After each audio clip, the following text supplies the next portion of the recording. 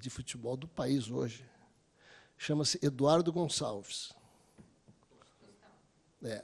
Nós chamamos ele até para o espaço público, mas ele não vem. Chamamos ele na Copa passada também. O que ele falou?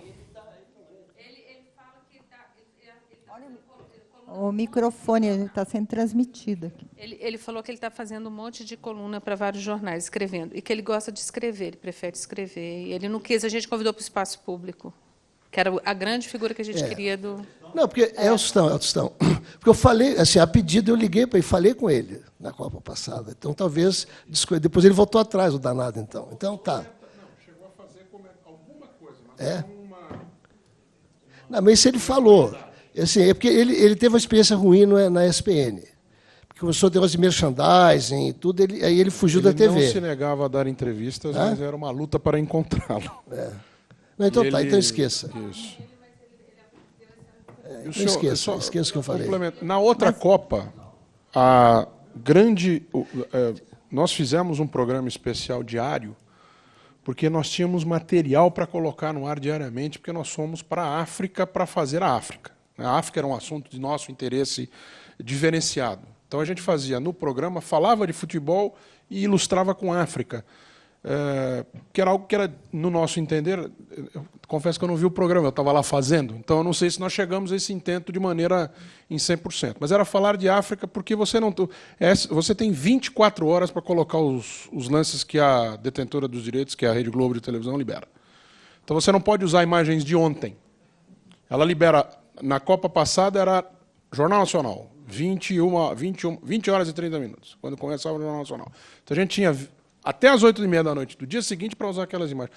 Já no outro programa, você já não podia usar os gols da véspera. E agora, Brasil, todo mundo vai ter. Né? Então, esse foi o raciocínio em torno. É como eu não lembrava mais do follow-up, eu não lembrava mais do Conselheiro follow-up da história do Murilo, Tostão. eu queria propor só que as perguntas que forem encaminhadas para a empresa, que a gente reúna para depois a empresa isso. dar o retorno pelo tempo, porque o debate é maravilhoso, Não, né? era só isso que eu queria falar. Quem? Eu li o plano, é interessante, é bom saber que não vamos ficar restrito às linhas, às 4 linhas, até porque a gente não pode ficar muito restrito às 4 linhas, vamos ter que ficar muito mais do lado de fora do que do lado de dentro.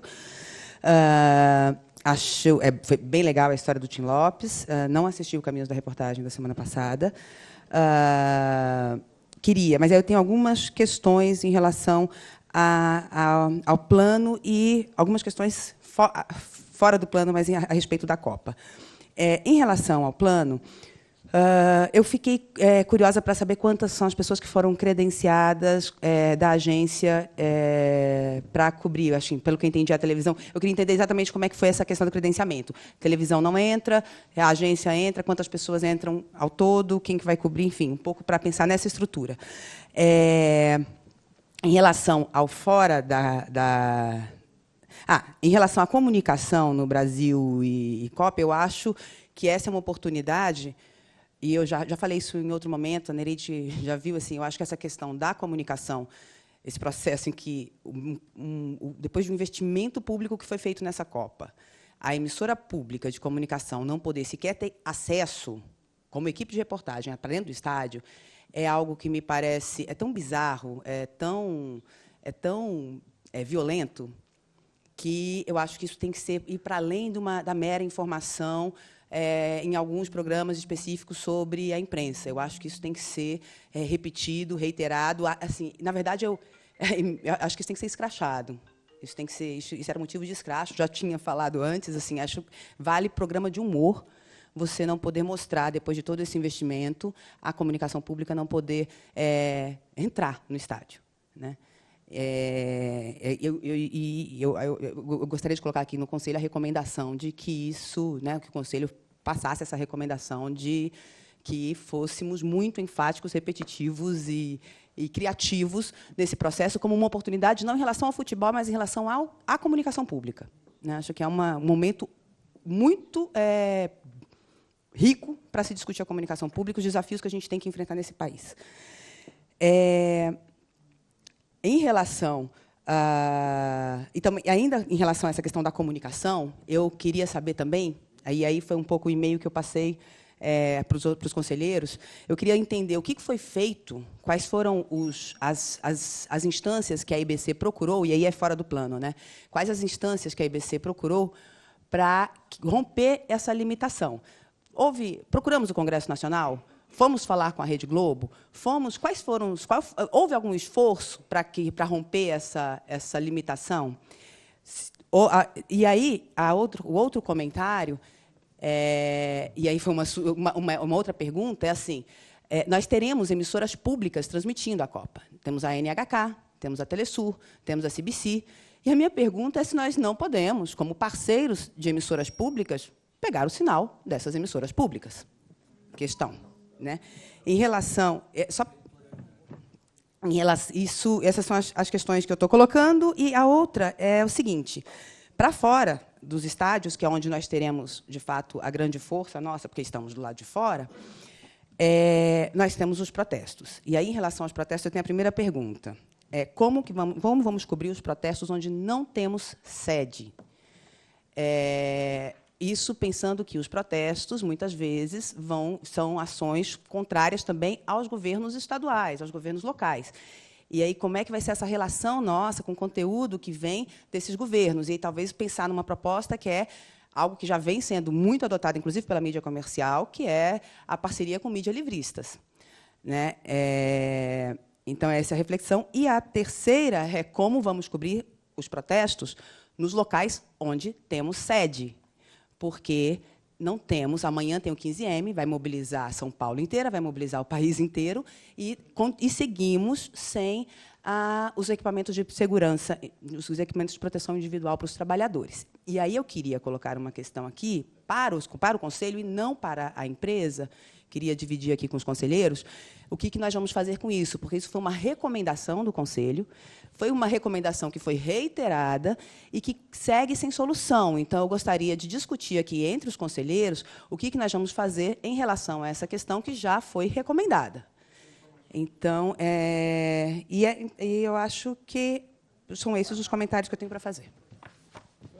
Bom, está inscrito o conselheiro João Jorge, e ele pediu a palavra porque é sobre o mesmo assunto. Em relação à mídia pública, cobertura, queria só lembrar o seguinte, que no México, um presidente, Peña Nieto, que é um presidente conservador, mexeu em toda a legislação do meio de comunicação, e lá no México tinha uma emissora, que esqueci no momento o nome, uma emissora muito poderosa que tinha exclusividade de transmissão de futebol. Televisa, exato.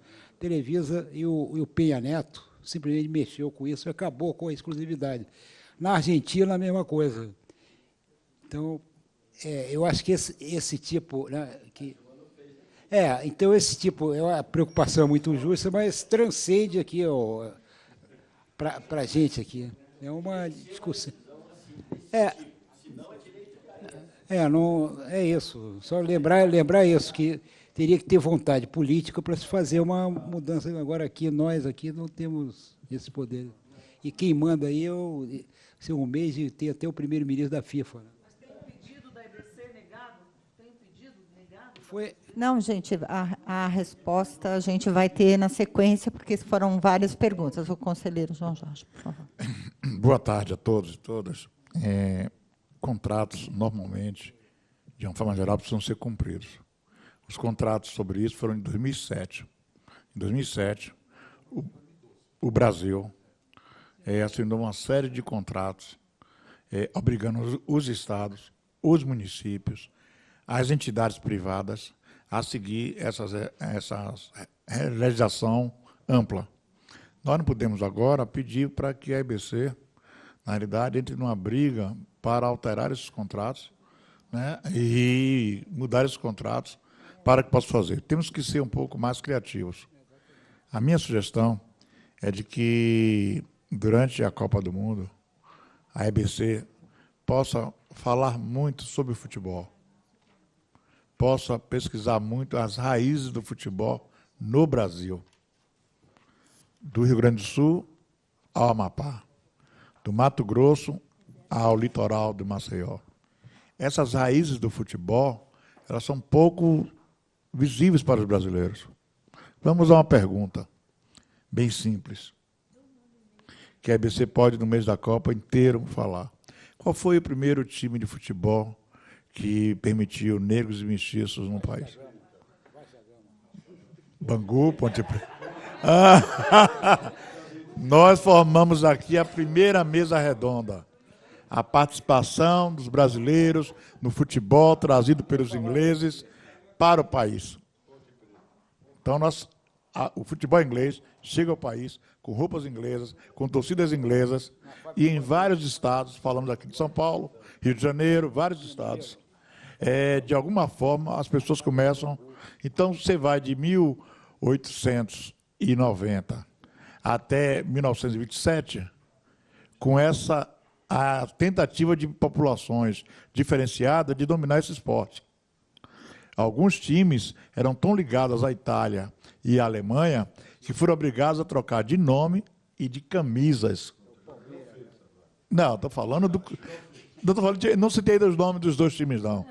E nem vou citá-los. Não, Cruzeiro. Não, calma. Então, imagine, nós teremos aí o segundo tema do futebol. Como é que os times brasileiros evoluíram de representações de países totalitários para, às vezes, serem amados por um Estado inteiro, ou mais do que um Estado. Quer dizer, eu penso que a fala do conselheiro Murilo Ramos traz uma entrada interessante. Digamos que não temos as imagens dos gols, digamos que não temos as imagens públicas, mas se a gente souber juntar diferentes pessoas, a gente pode, a cada final de jogo, somente os das seleções mais importantes, abrir rodadas interessantes. Até porque, assim, nas outras TVs, a informação que eu estou tendo é de que toda a grade vai cair. Por exemplo, a programação de novelas vai cair, a programação de programa, e muitos programas deixarão ser exibidos. E tal a prevalência do futebol nesse período. E uma coisa que me pareceu interessante, que a Eliane fala aqui, que seria a questão dos gastos. Bem, é importante citar que todos os grandes esportes brasileiros têm apoio e dinheiro público nos últimos 50 anos. O voleibol, o basquetebol, a Fórmula 1 cobra do Brasil, do Estado de São Paulo, para fazer lá. A Stock Car, que é feita na Bahia, recebe 6 milhões entre a Prefeitura e o Governo do Estado. E a Fórmula Indy pediu para vir ao Brasil 11 milhões de reais do Estado que quiser aceitá-la. E o dobro do governo brasileiro. Então, a gente também precisa dizer que essa Copa do Mundo agora não é o único evento que recebe dinheiro público no Brasil, não.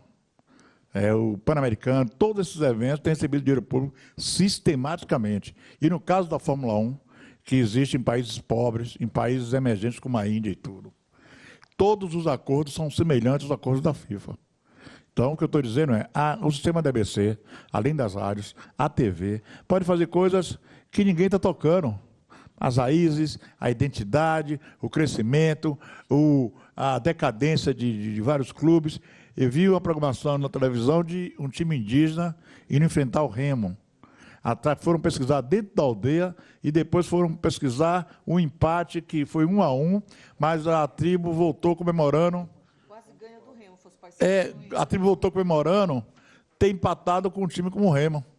Um time de futebol indígena, que, inclusive, nossos antepassados também praticavam esse tipo de esporte. Claro que não é esporte competitivo. Então, acho assim, a EBC pode e deve pensar em algo do debate. Está faltando no futebol brasileiro, no futebol mundial, o debate. O racismo, por exemplo, não é novo no Peru, nem nos times brasileiros, nem no futebol brasileiro, nem no futebol mundial. Desde que esse tipo de esporte se organizou, ele é permeado por racismo. O grande jogador inglês era um escocês negro, um dos primeiros, e ainda assim discriminado lá. Os jogadores brasileiros nos países, ex-países socialistas também, na Ásia. E não é só os jogadores brasileiros, não. Africanos, jogadores asiáticos de estatura baixa. Então, assim, o esporte mundial é um esporte mundial, com 201 países, e a ONU tem 196 países. Ele é permeado por desigualdade, por uma série de coisas que eu acho que a EBC pode explorar e aprofundar. Bom, conselheiro Daniel. Eu acho que a gente deve ter mesas redondas diárias. Só que, em vez da gente discutir os jogos, a gente vai discutir os assuntos. O João Jorge tem toda a razão. O Brasil vai estar inteiramente voltado para a Copa ou para os protestos, se tomarem vulto, sobre a Copa ou contra a Copa. Não é? Eu acho que a gente tem que estar preparado editorialmente para cobrir a Copa e, eventualmente, emergencialmente, os protestos, se eles adquirirem grande relevância. Não é? E você tem meios de eleger assuntos. Temos que estudar os horários para não competir, evidentemente, com as mesas redondas que vão estar discutindo os jogos que acabaram de acontecer. Né? Se a gente jogar uma mesa sobre um assunto qualquer no horário que o pessoal está discutindo o jogo que acabou de acontecer, a gente não vai ter audiência. Mas se a gente entrar em outros horários, como as pessoas só estão pensando em futebol, a gente tem amplas condições de atrair audiência. Né? Elencar um conjunto de temas, né? O João Jorge falou em alguns. Eu acho que a gente tem que procurar personalidades, não pode o Tostão vir, não quer vir, mas tem muitas outras. Tem José Wisnik, por exemplo, que é um grande cronista de futebol. Você tem várias pessoas que estão escrevendo sobre futebol atualmente, não só jornalistas esportivos, mas também historiadores, sociólogos, antropólogos. Né? Você tem condições de reunir mesas que vão suscitar grande interesse, pelo menos em meios mais intelectualizados e mesmo assuntos como, por exemplo, do racismo, em meios populares podem ser atraídos também para essa discussão, sobretudo se essas mesas não estão competindo com jogos, claro, ou com comentários imediatos pós-jogos. Então, eu penso que a gente tem que fazer um esforço de criatividade. Acho que tem toda a razão. Uma mesa sobre a FIFA é uma corporação que faz negócios escusos em todo mundo. Isso aí tem que ser discutido, denunciado, sabe? Então, não uma coisa de chute, né, mas chamar pessoas que têm estudado o assunto. Então, eu penso que... olha só. Então, gente, eu acho que a gente tem que repensar esse plano editorial e sermos mais criativos, mais agressivos, para assegurar uma presença alternativa. Aquilo que sempre o Conselho diz, a gente não vai fazer mais do que eles na área deles, a gente vai fazer alternativas a eles. Né? E com os nossos pequenos recursos, mas com muita criatividade e inteligência, a gente pode criar uma pauta diferenciada aí. Eu tenho até uma sugestão de pauta já. Vem aí, com a Telesul, um comentarista muito importante no nível de futebol, o Maradona. Maradona vai estar aqui. Nós não temos um acordo com a Telesul. De alguma forma, ele poderia ser acionado, pelo menos, mais do que uma entrevista, participar de alguma, sei lá, de algum... Bom, eu estou inscrita também. Bom, como integrante... Eu sou rápido. O Eduardo lembrou muito bem que na última Copa nós não pudemos transmitir os jogos. Porém, se fez matéria sobre a África. E por que nós não fazemos matéria sobre cada cidade e sede? Que o Brasil é tão complexo, tão diferente, tão repleto de culturas, as culturas locais. A gente tem que conhecer o Brasil melhor. Bom, agora é minha vez, né? Criatividade para construir pautas alternativas, eu tenho certeza que a EBC tem e que o Conselho tem muitas sugestões. Eu, particularmente, num conselho da principal mídia pública brasileira, eu me sinto assim humilhada de estar discutindo como é que a gente vai compensar o fato de que a mídia pública não vai poder transmitir os jogos da Copa realizados no Brasil. Eu concordo que o futebol, concordo com as propostas das rodas. O futebol ele é realmente é uma questão cultural, é um patrimônio cultural, e é por isso que está tendo tanto investimento, né, do governo, pelo menos do que o governo nos mostra, não é? E o fato da gente não poder transmitir na nossa mídia pública mostra como a apropriação desse patrimônio cultural, a privatização desses direitos de acesso à cultura tão fortes no Brasil. Então, concordo com todas as alternativas, mas acho que a EBC tem que denunciar o tom, não é de informação, é denunciar essa condição mesmo que os grandes negócios impõem, né, para o processo da comunicação. E eu não sei quantas mídias públicas, pergunto, né, no mundo vão estar transmitindo a Copa, eu não sei. Nem quantas mídias parceiras vão estar transmitindo a Copa. Então, não importa a programação durante os programas, eu acho que tem que estar correndo lá embaixo a Copa, o jogo está sendo transmitido pelas nossas parceiras, tá? O jogo está sendo transmitido pelas rádios da EBC. A gente tem que apontar para outras, alternativas aí. Eu queria encaminhar essa pergunta e encaminhar mesmo, acho que as rodas devem discutir também os direitos, né? Eu acho que a gente tem que trazer gente para discutir como são as coberturas de futebol e por que os negócios determinam que você não tenha esse acesso.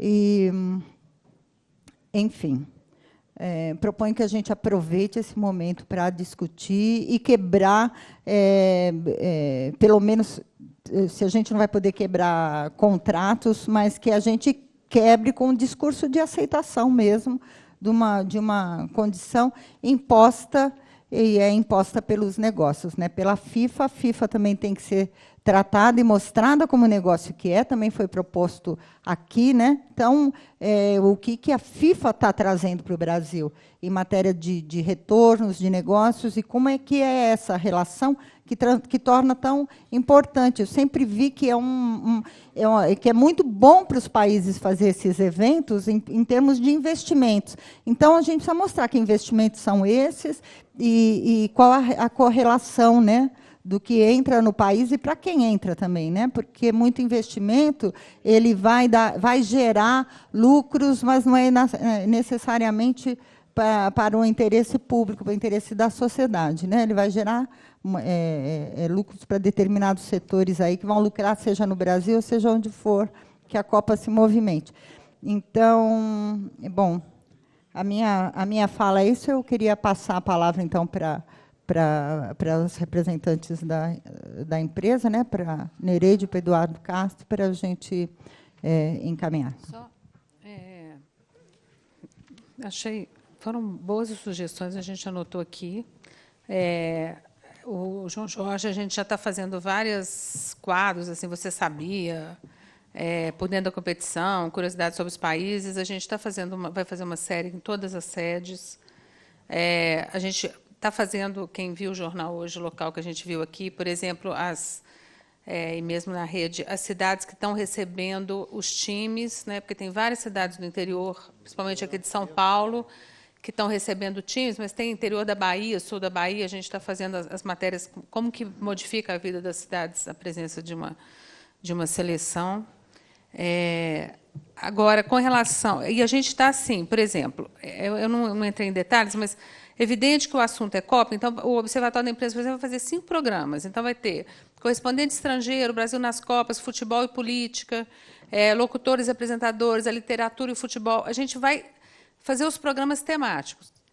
E o jornal, evidente, como a gente vai fazer todo esse paralelo, a gente vai ter comentaristas, vai ter discussão nos próprios telejornais. Qual é a nossa dificuldade? Por que a gente não planejou, como foi feito, a dificuldade de fazer programas, mudar a programação inteira e fazer programas específicos da Copa?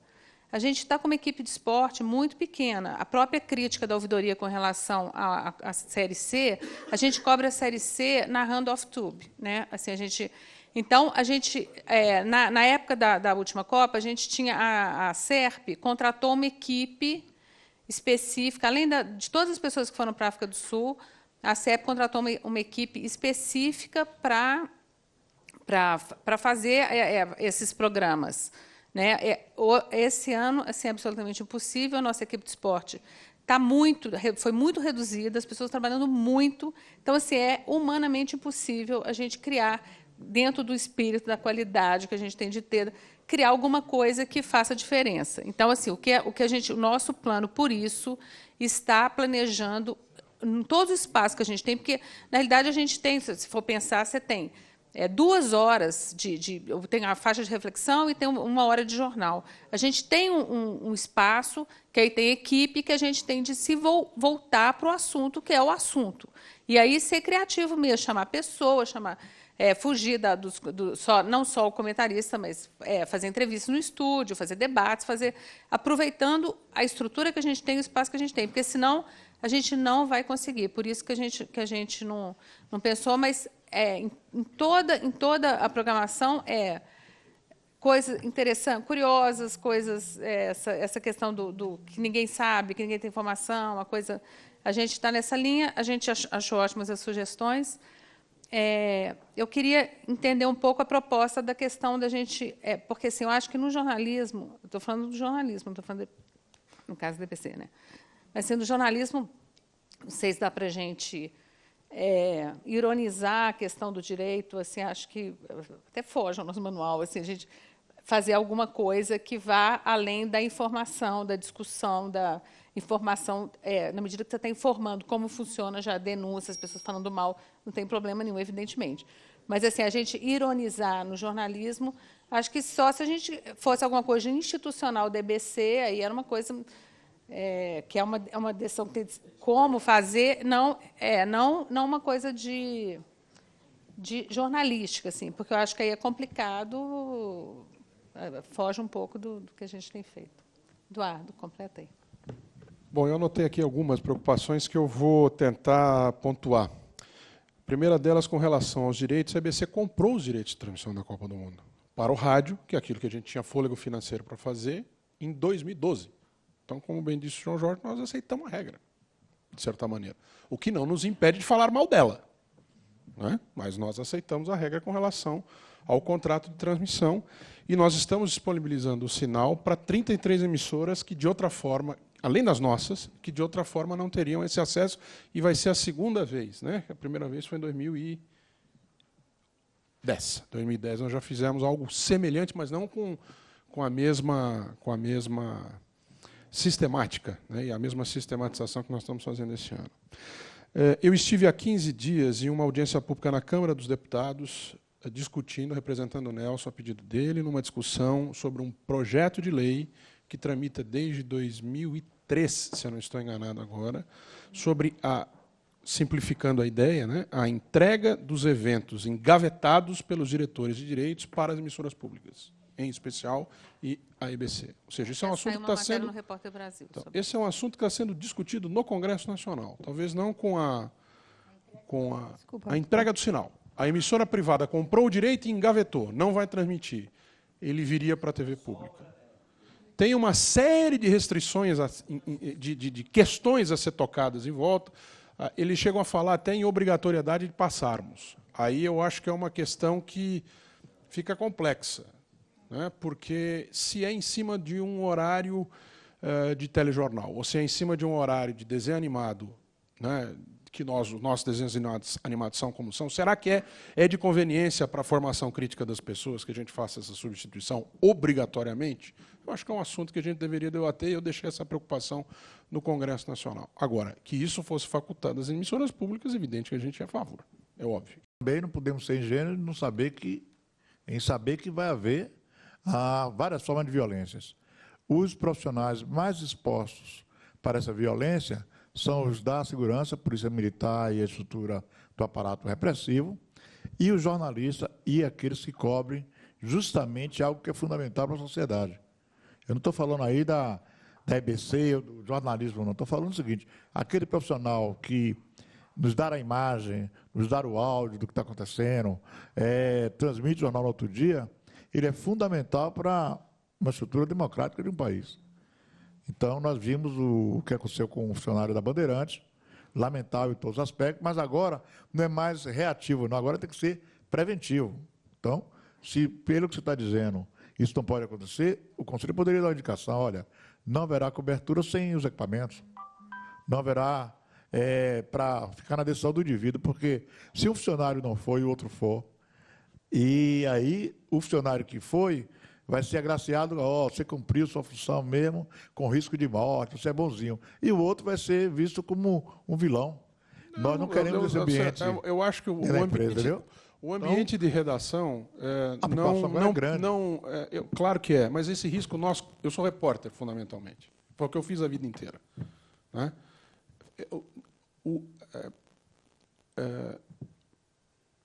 Não é ato de bravura. Não é considerado ato de bravura, até porque não haverá uma guerra amanhã. Amanhã haverá uma manifestação que pode ensejar em violência. Não está marcada uma batalha campal para amanhã, muito embora a gente saiba que isso sempre pode acontecer, em qualquer circunstância, em qualquer cobertura. A atividade é de risco. Mas a minha atividade a vida inteira foi de risco. A preocupação do Conselho, Eduardo, tem que ser em função... você está prestando. Em função do que ele já sugeriu, já recomendou à diretoria e que, por vários motivos, não foi cumprido. Então, eu acho que a minha proposta é que, até quarta-feira que vem, na segunda licitação, a diretoria apresente ao Conselho um plano emergencial de cobertura de atividades de risco na Copa, e aí nós, por e-mail, iríamos discutir esse plano emergencial para que a gente dê, então, a recomendação final diante dessa situação. Que acho que é uma responsabilidade muito grande do Conselho nisso, como disse o João. A nossa responsabilidade é formal, inclusive. Né? A nossa, gestores do caso, é formal. Né? E eu não quero que tenha nada que eu fique como formalmente responsável. Né? Nós temos essa responsabilidade sobre quem assina é responsável. Não, quem mandou o cara pra lá, claro, né? claro. Mas, então, não há como... mas cabe ao Conselho coordenar todas essas situações. Sim, claro. situações. O que eu quero dizer com isso não há como... não que haja o Conselho, mas a nós não há como fugir a responsabilidade. Tanto de fazer quanto de não fazer. De fazer tem responsabilidades com relação à segurança das pessoas e de não fazer tem responsabilidade quanto à informação que não vai ao ar. Então, também é grave você ser acusado de não cobrir uma manifestação porque quis escondê-la. Né? Esse é um risco que corremos caso decidamos não ir. Né? E eu acho que esse risco... Essa decisão da diretoria tem que ser em função do que o Conselho recomendar para fazer. Sim, claro. Eu acho que é essa o que nós temos que fazer agora, é solicitar o plano emergencial. É muito aflitivo, assim, porque, na realidade, eu e o Eduardo não temos nada... Claro que nós temos a ver com isso, mas, assim, é um problema administrativo da empresa. Então, assim, alguns equipamentos foram comprados, então tem um mínimo de equipamento em cada um dos lugares. A gente prevê, porque muitas vezes você faz a cobertura, como a gente sempre orientou, desde sempre, as manifestações, assim, a gente muitas vezes procura subir num prédio para fazer, ficar longe, fazer imagem de longe, fazer... Aí teve... em junho, gente, a gente tirou as pessoas do equipamento, tinha a minha, falou, vamos para longe, sai, faz de longe, sabe? Então, assim... a gente sabe, sempre, o repórter fala, eu não vou, tem equipamento de segurança, vai ter o mínimo, assim, porque tem, mas a gente, realmente, é uma falha grave a gente não ter em volume suficiente nesse período todo, a gente concorda plenamente que, assim, é uma coisa que a gente está na expectativa e que tem licitação, não acontece, aí não dá certo, aí tem outra licitação. É muito mais frustrante para a gente do que para qualquer pessoa, essa questão de que independe da gente, tá? Que é péssimo, porque se não dependesse da gente... Agora, a gente fazer um plano em cima de hipóteses, assim, porque... Não. Sabe, eu acho assim, a gente pode, eu acho que o Conselho tem todo o direito de decidir, falar assim, reforçar a decisão para não ficar uma coisa individual, falar assim, olha, o funcionário não tendo equipamento não vai, a gente vai abrir mão de cobrir assim, a manifestação não vai. É uma decisão do Conselho.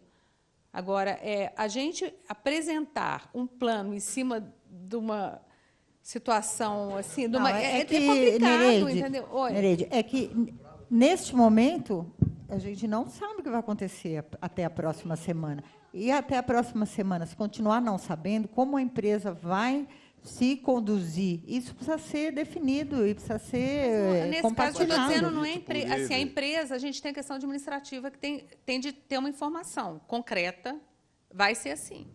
Aí tem informação administrativa aqui, que eu estava vendo até o Nelson falando com o Eduardo, parece, porque a gente teve 1000 problemas administrativos também, que aí não cabe 1000 mudanças, 1000 não sei o quê. Então, o Silvio está chegando, vai tentar dar uma informação mais concreta para a gente. Aliás, essa informação mais concreta, o Silvio está vindo aqui. O Silvio está vindo aqui em São Paulo e ao Rio também, coisa que ele ainda não teve então, oportunidade assim, de fazer. a gente vai ter uma informação... Não sei dizer a data, eu sei que aqui é quarta-feira da semana que vem, justamente. A gente vai ter Aqui em São Paulo é uma informação mais concreta. Isso tem de ser informado. Mas, segunda-feira deu certo, não deu certo, não sei o quê. Isso não tem dúvida. Agora... Então, mas isso vai significar decisões da empresa. Vamos cobrir ou não vamos cobrir? Se vai cobrir do alto, se vai cobrir com poucas pessoas, mas a gente se não vai pode cobrir... obrigar também, mesmo sendo... se você não tiver equipamento de segurança, você fala assim, não, você se não vai, tiver mas fica longe. Então, a pessoa também pode dizer, não mas quer é que ficar precisa longe, formalizar porque vai que como vem um rojão, vem um negócio qualquer, entendeu? Então, mas isso não é... A gente não pode prever o que vai acontecer, falar assim, nós vamos, se acontecer isso... Sabe? Eu sei, mas aí as pessoas vão para a rua... Não, como eu é que vai ser? Vocês estão que... Então... Eu acho que vocês estão... Empresa só. É da empresa com os funcionários. Vocês estão indo para um campo que é o futuro. Ele é incerto. Mas ela está Pode propondo um acontecer plano tudo. na quarta-feira, não agora. Não, mas ele já disse que a licitação está em curso, que termina dia 19 o prazo, segunda-feira. Vamos admitir que ela seja deserta, que não haja nem interessados e nem vencedor, nada. Não apareça ninguém. Ele já disse que vai a indústria militar de São Paulo, e eu garanto que a indústria militar de São Paulo entrega, e eles têm isso em estoque, os coletes à prova de bala. É isso que você tem preocupação? O resto não tem mais nada, o resto é o risco da vida. E por que vocês não fazem um elogio ao repórter dela, que ficou dono da TV Globo durante semanas, com a imagem da TV Brasil mostrando a tragédia da TV Bandeirantes? Foram eles que... A imagem fabulosa foi deles, que marcou o momento e prendeu as pessoas. Isso para mandar um elogio àquele repórter, que foi notável. Ele teve equilíbrio emocional. Não? Não teve? Então, isso é notável. Aquele repórter que gravou, ele estava sem equipamento de segurança. Como estava o da Bandeirantes? Sim, é um acaso. Ele estava no mesmo lugar onde o repórter da Bandeirantes foi machucado. Também. Poderia ter sido outro. Poderia ter sido outro repórter, inclusive ele. Então, assim, é só essa questão. Assim, no momento em que se vai para uma cobertura dessas, de protestos, na situação em que está hoje no Brasil, que tem mostrado os protestos, deixar na decisão do indivíduo e na relação que a gente tem, dentro do jornalismo, que é essa, assim, você tem que ser... minha profissão é de risco, o meu trabalho é assim mesmo, eu tenho que ir lá e enfrentar. Eu gostaria muito de estar lá se fosse eu ainda o repórter. Entendeu? Porque uma decisão, por exemplo, pode ser que os chefes vão cobrir. Mas, Eliane, os chefes quem podem conhece a alma do jornalista sabe que ele vai cobrir, ele não tem temor nesses momentos. Eu acho que ele tem que ter colete, óbvio, mas ele disse que vai roubar o colete para os homens. Isso, se não tiver colete, não pode ir. Ponto, é isso. O resto que nós estamos discutindo eu acho importante não deixar essa resolução na mão, numa relação de indivíduo, numa relação de trabalho que envolve poder. Né? Envolve poder, envolve salário, envolve progressão na carreira. Acho essa questão de deixar na relação do indivíduo, acho uma relação Eu nunca vi um jornalista dizer, não, eu não vou cobrir, que eu estou com medo. Não faz isso. É da profissão, é da índole. Tem coragem. Você não é jornalista. Então, não é jornalista. Agora, tem que ter colete. Então, em toda a América Latina, em todo o mundo. Porque é jornalista, tem coragem. Agora, precisa ter colete. Óbvio que tem que ter colete. Que é a responsabilidade do Conselho. O Conselho fez uma determinação, fez a recomendação, essa recomendação não foi cumprida. Eu acho que o Conselho, como lembrou aqui o conselheiro João Jorge, acho que o Conselho tem uma responsabilidade em relação a este momento que a gente está vivendo, essa situação crítica, seja por... Não é por interesse não é por um erro, todo mundo queria... Enfim, sei lá, quais são as alternativas administrativas, tem lá o contrato de inexigibilidade, né, que você pode fazer um contrato do dia para a noite com produção, enfim, não sei. Mas precisa ver se tem colete no mercado. Também não é assim, não. Mas isso foi uma demanda de junho do ano passado, vai fazer um ano. Esse é outro problema. Então, vamos fazer uma auditoria na administração para ver o que aconteceu, mas isso é outro problema. No momento, ele diz que ele promete que a PM já cedeu. É isso? Foi o que nos foi dito. Eu também não sei na hora que a gente chegar lá e falar eu quero, qual é a resposta que eles me dão. Aí é diferente. Esse é o ponto. Eu acho que é bem razoável a proposta de quarta-feira a gente saber o que a empresa vai fazer. Se tem equipamento que vai ser usado, se não tem equipamento, se vai cobrir, se não vai cobrir. Eu acho que essa informação tem que ser passada para o Conselho, porque nós não estamos aqui em condições de deliberar. Teve uma deliberação lá atrás, e eu acho que também nós podemos solicitar à empresa a informação do porquê isso não aconteceu até agora, porque tem motivo interno na empresa que tem que ser, né? E eu acho que é bem importante levar isso a sério para que a empresa possa superar esse problema, resolver e superar, senão a gente vai ficar arrastando realmente. A nossa questão é só a palavras, assim, porque não é a gente tem a empresa vai semana que vem informar. Vai ter colete, ou não vai ter colete, vai ter máscara, tem tanto, X para tanto, não sei o quê, que tem de dar. O que aconteceu e a questão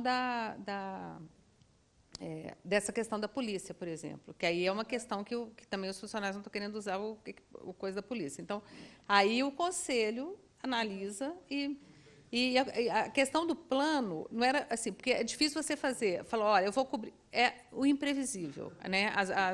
As manifestações de junho eram absolutamente previsíveis. Você ia num lugar, ia no outro. Então, assim, eu dizer, eu vou cobrir de longe, eu vou cobrir do alto, nem sempre tem um prédio que você consegue.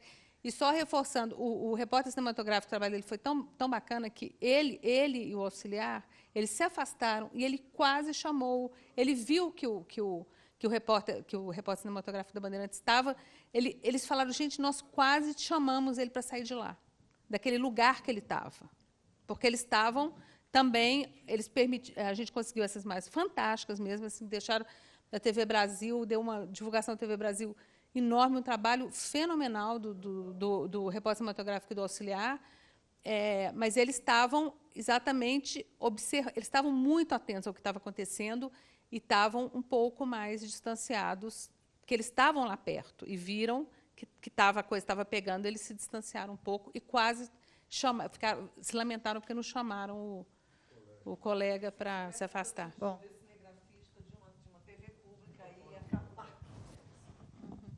É verdade. Bom, eu acho que tem aqui uma recomendação, que não é uma deliberação, de que na quarta-feira a gente tem uma informação de como estão as coisas e o Conselho vai conversar, vai se comunicar em função da informação que for recebida. E o que tiver de informação do que vai ser, de como a cobertura vai ser feita, com relação então, à TV pública, aí nós vamos avaliar e dar um retorno. A gente perdeu um repórter cinematográfico que trabalhava na TV Brasil do Rio e que trabalhava também na Bandeirantes, aquele que estava na favela e que foi atingido, lembra que ele estava até com um colete, ele jamais estaria naquela posição ali se ele estivesse no horário que ele estava trabalhando na TV Brasil, porque a gente não vai nessa. Então, assim, infelizmente, morreu, ele estava trabalhando para a Bandeirantes. Primeiro a gente não vai no tiroteio assim, da PM. O Rio, inclusive, tem colete como o Rio era mais a questão da policial, o Rio, a equipe tem o colete no Rio de Janeiro. A gente tem um problema em São Paulo e Brasília.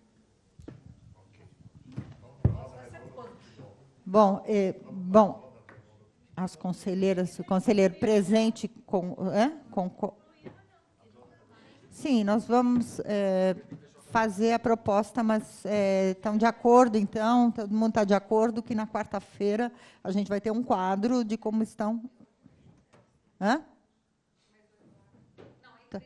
A empresa vai passar. E amanhã fica na decisão individual. Com relação à pauta, é evidentemente que o Conselho está super deliberativo, até quando não tem quórum, e em todos os pontos nós tivemos posições e recomendações à empresa, e nós não vamos ter o tempo suficiente para tratar aqui do monitoramento do plano de trabalho. Então, nós recebemos o plano, e vamos aí em junho completar um semestre. Devemos receber logo em seguida o relatório do plano de trabalho. Eu queria lembrar que, quando foi aprovado o plano de trabalho, foi formado também um grupo de trabalho do Conselho para acompanhar a execução do plano.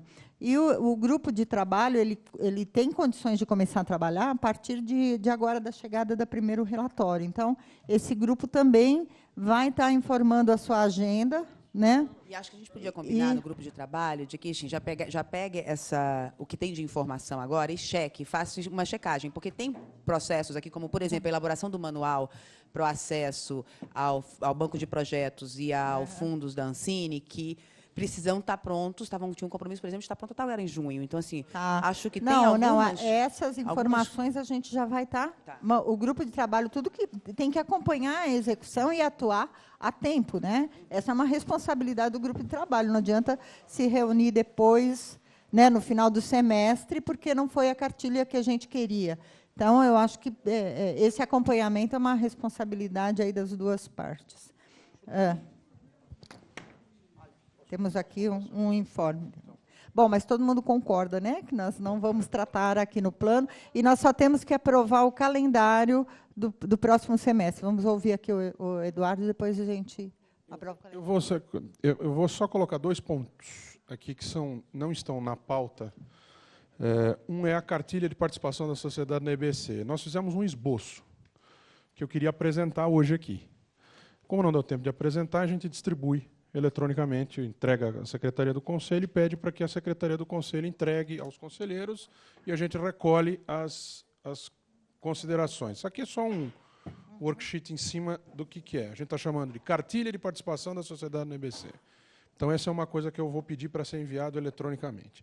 Segunda coisa que eu gostaria de explicar, para que não houvesse dúvidas sobre o que eu também vou pedir, se a presidenta me autorizar, para enviar eletronicamente. Lá nas diretrizes que aprovamos no final do ano passado, Seminário de Conteúdo e Programação, Diretrizes de Conteúdo e Programação para o biênio 2014-2015. Nós descobrimos agora, ao mexer no texto, que houve um envio de arquivo errado. Nós discutimos o arquivo certo, nós aprovamos, o Conselho aprovou conosco o arquivo certo, mas na hora de imprimir no plano de trabalho, o arquivo que está lá é o arquivo errado. Para que ninguém tenha dúvida com relação a... Mudou alguma coisa, de fato. Se eu fizesse sem avisar, eu estava mudando alguma coisa sem avisá-los. Eu vou pedir para enviar a errata, que são 3 pontos apenas, que estão diferentes do texto definitivo daquilo que foi aprovado, na diretriz número 1, diretriz 14, diretriz 16. E já está com vocês? Então, excelente. Então, eu vou pedir, por favor, que os conselheiros deem uma olhada, né? Mas eu afirmo, eu asseguro, o que foi aprovado é o que está aqui, que a gente está mandando como versão corrigida em 14/5/2014, é o que o Conselho aprovou. Nós só estamos fazendo alteração para que não haja nenhuma dúvida.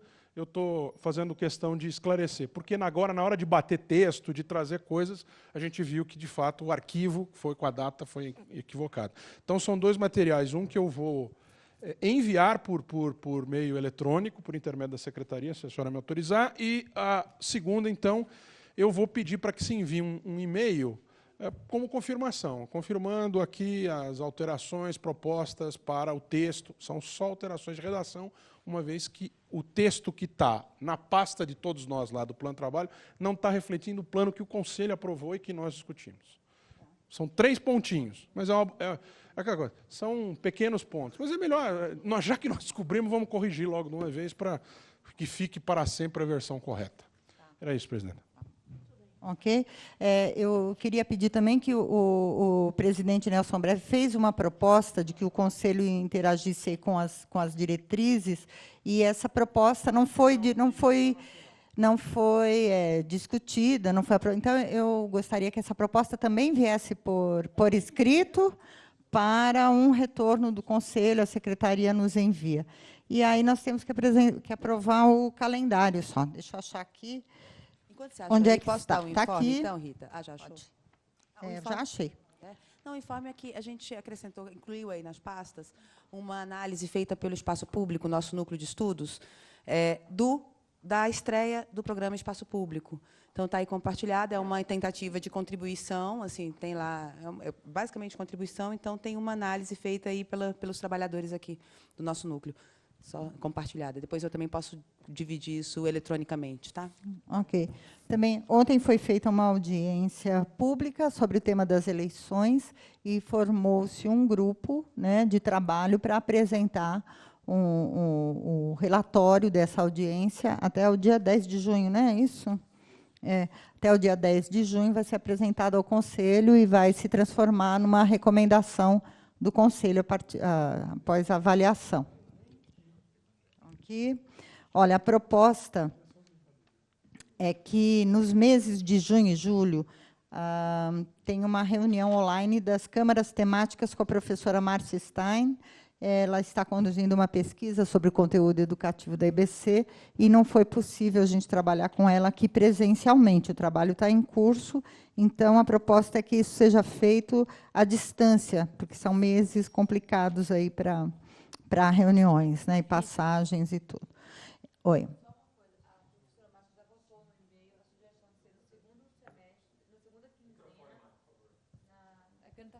Ela enviou um e-mail?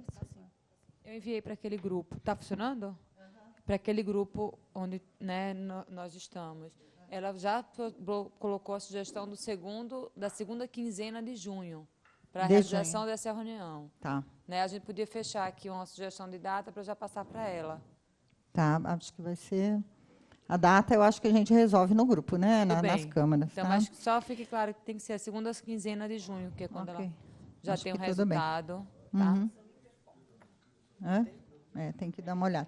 Então, aí há uma proposta de que a próxima reunião ordinária, com licença, mulher.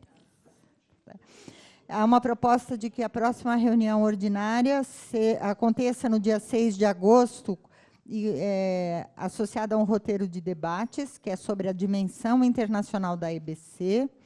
E a gente tem aqui já uma informação da conselheira Evelyn, de que ela estará fora do país do dia 25 ao dia 10 de agosto, 25 de julho a 10 de agosto, e ela pergunta se nós podemos trocar essa data para após o dia 10 de agosto.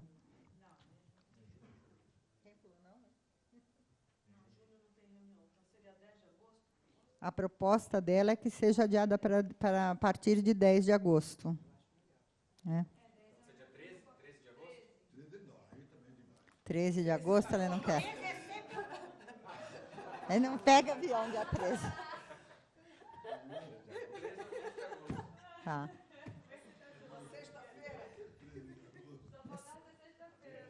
Não, gente, vamos definir uma data, então. Dia 10 ou... Dia 13 é um bom dia. Então. Pode ser? Pode ser. Uhum. Acabou de chegar aqui do administrativo que uma outra alternativa que eles estão vendo é a locação, porque estão achando que não dá para confiar na oferta de... Não, mas eu não sabia se era possível, se havia. Agora a resposta aqui é que é possível fazer locação. Então, eu acho que dá para esperar mais pela locação do que pelo empréstimo, porque o empréstimo depende da vontade do alheio. A locação, em sendo possível fazer, a gente pode fazer. E só porque, enquanto já que você recebeu, voltou ao assunto, eu recebi aqui também a informação de que na Globo é assim, se não tem equipamento de segurança, não sai.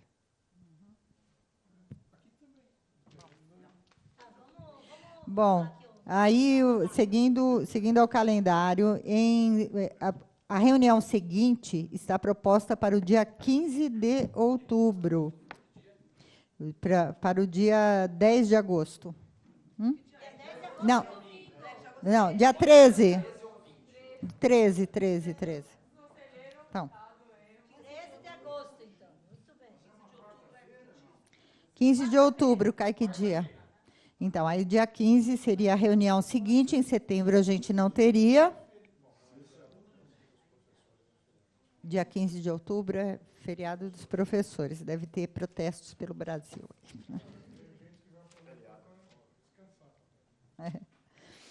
Não, no último a gente estava numa reunião do Conselho lá no Rio de Janeiro, né? Estava tendo protestos, né? Lá, é? Então, ok. No dia 22, sugestão que seja...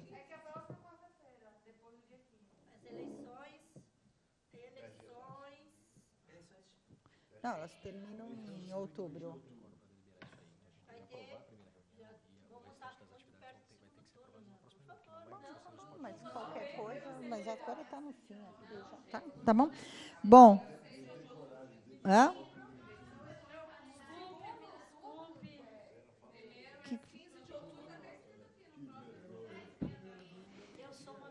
Então, dia 15 de outubro está bom? Como proposta? Hã? Algum problema? Hã? Tá. Deixa eu só ver aqui o calendário, porque aí a gente tem um tempo para definir esses lugares, né? Bom, você quer sugerir um lugar? Ah, pode sugerir. Isso, e dia 13 de agosto, 15 de outubro. Isso? Com uma sugestão de que seja feita Belém do Pará e Salvador? Tá, então. Ok.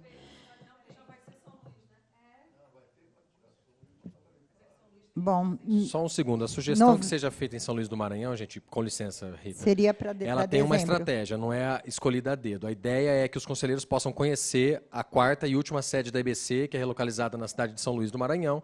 Então, completando aqui hoje na cidade de São Paulo, os conselheiros poderiam conhecer também a estrutura da Superintendência Nordeste da EBC, que fica em São Luís do Maranhão. Por isso, a sugestão da secretaria que seja em São Luís. Não foi uma escolha aleatória. Mas isso a de dezembro.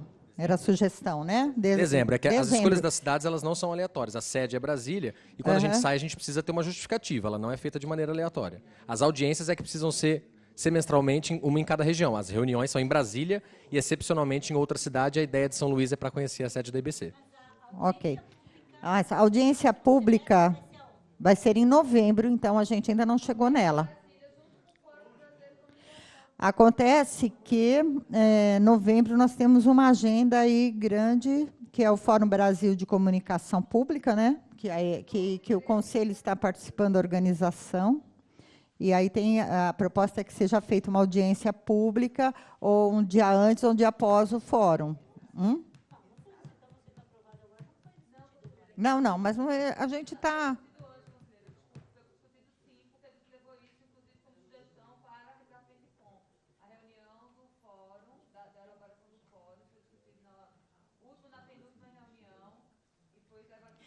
Bom,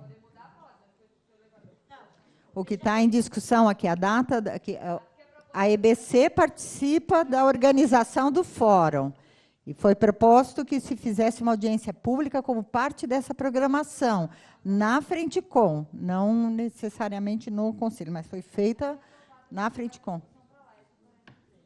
Isso. Bom, então, a gente teria uma agenda meio carregada em novembro, né? Não teria uma reunião ordinária, teria uma audiência pública. Hã? O meu eu escapei, o meu estava, já saiu. Não, gente, só para acompanhar aqui o calendário, a proposta, e se tiver alguma observação, a gente já faz a observação das datas aí, tá?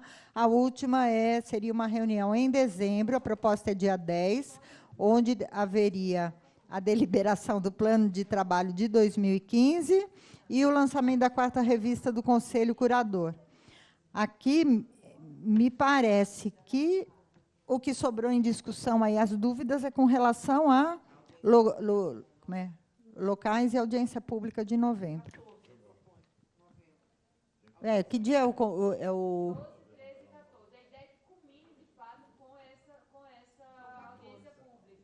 Que a audiência seja dia 14. Tá. A única coisa que eu acho que assim, tem a reunião, a audiência e a reunião. Não, conselheira, não tem reunião. Novembro é audiência e Fórum Brasil de Comunicação Pública. Dezembro é reunião. Legalmente, a gente tem que fazer a reunião de 2 em 2 meses. Agosto, outubro e dezembro é a nossa proposta. Nesse meio termo, vai existir o Fórum Brasil de Comunicação Pública, organizado pela Frenticom, e o Conselho é membro dessa frente. Então, essas informações todas estão dadas. Ela está questionando se tem ou não tem reunião ordinária. Na verdade, está aqui, tem uma confusão mesmo, que é assim, data definida, o Fórum de Comunicação Pública, mais audiência pública, mais PBI no Rio de Janeiro. Só. O PBI é outra data no Rio de Janeiro. Tá bom. Tchau.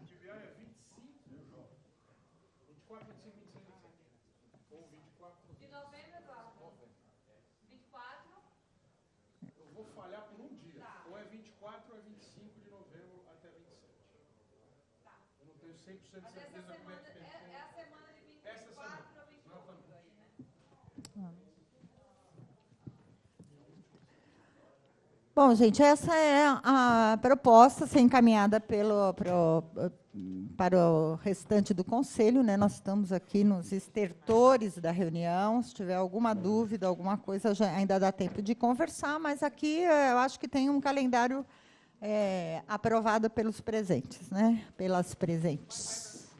Tá bom. Terminou, tudo bem?